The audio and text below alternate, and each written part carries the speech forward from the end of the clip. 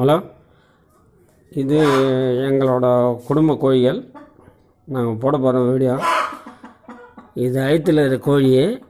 இவர் கத்துறது தான் அழுத்தில் இருக்கிற கோழி. அவர் முட்டையிட வராது. என் குடும்பம் இப்படி தான்.